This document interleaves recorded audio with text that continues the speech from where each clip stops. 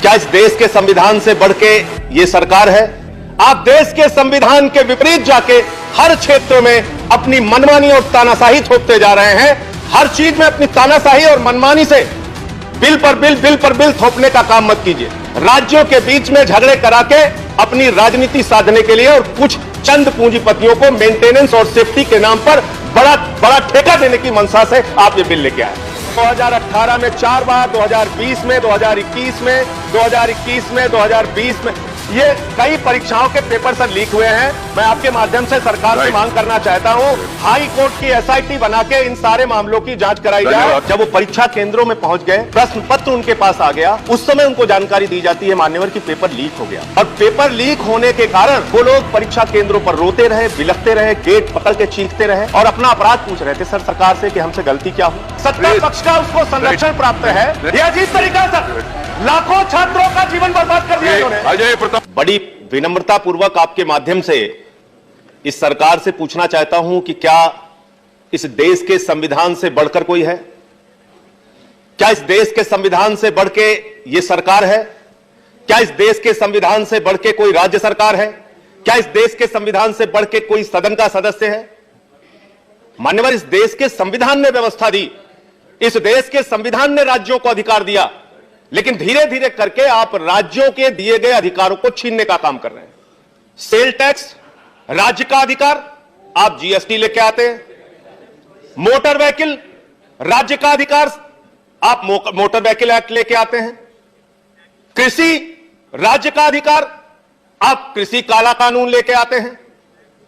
दिल्ली की विधानसभा देश के संविधान के तहत बनाई गई विधानसभा, आप विधानसभा की कमेटियों का भी पावर छीन लेते हैं। और इस डैम सेफ्टी बिल में मान्यवर आप वही काम कर रहे हैं। हमारे यहां एक कहावत है, तू कौन मैं खामखा। आपसे किसने कहा कि आप राज्यों की डैम सेफ्टी के अंदर इंटरफेयर कीजिए? किस राज्य ने आपसे अनुरोध किया? तमिलनाडु का विरोध है, केरला का विरोध है, उड़ीसा का विरोध है, कर्नाटक का विरोध है। और साफ तौर से देश के संविधान की धारा 252 कहती है 2 राज्यों के अनुरोध के बगैर आप कोई हस्तक्षेप नहीं कर सकते।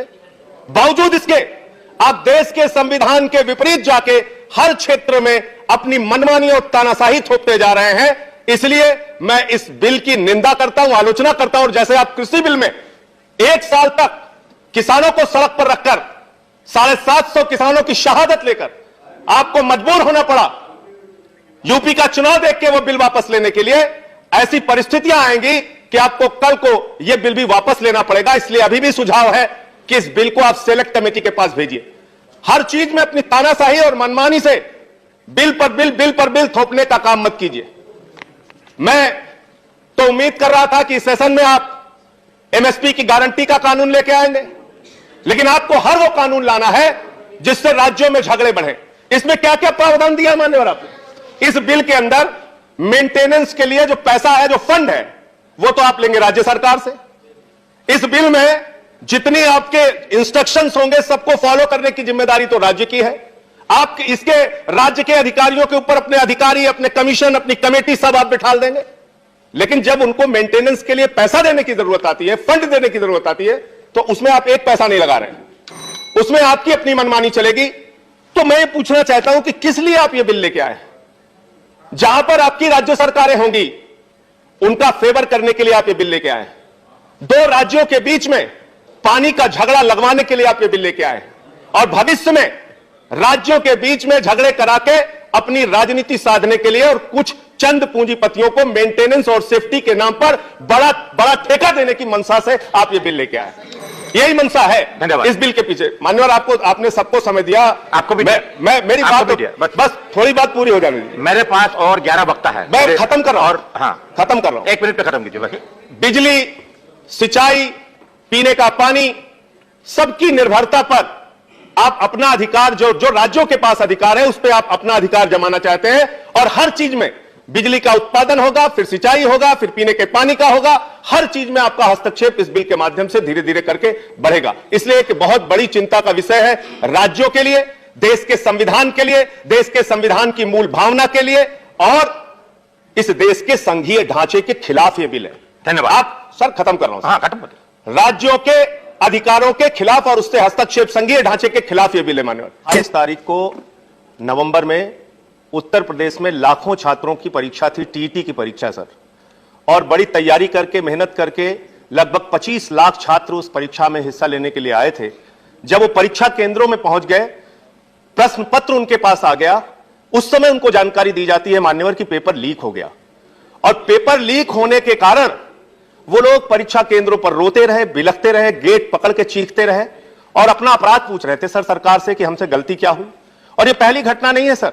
जो व्यक्ति इसमें गिरफ्तार हुआ है अनूप प्रसाद, और 36 लोगों की अब तक गिरफ्तारी हुई है मान्यवर, उसमें से अनूप प्रसाद जो व्यक्ति है वो भारतीय जनता पार्टी के विधायक का राजनीतिक आरोप नहीं चलेगा। नहीं सर, जो फैक्ट है you have to raise the issue, that's all. Sir you can't make you can't make political allegation. This is not party going to का नाम cut. नहीं लेता सर। ठीक है सर, मुझे कंप्लीट करने दीजिए सर। सत्ता issue बताओ ना।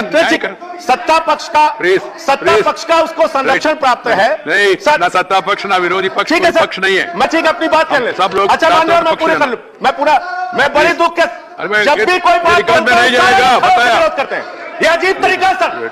लाखों छात्रों का जीवन बर्बाद कर दिया इन्होंने। अजय प्रताप उत्तर प्रदेश में सर मान्यवर 2017 में, 2018 में, 2018 में 4 बार, 2020 में, 2021 में, 2021 में, 2020 में, ये कई परीक्षाओं के पेपर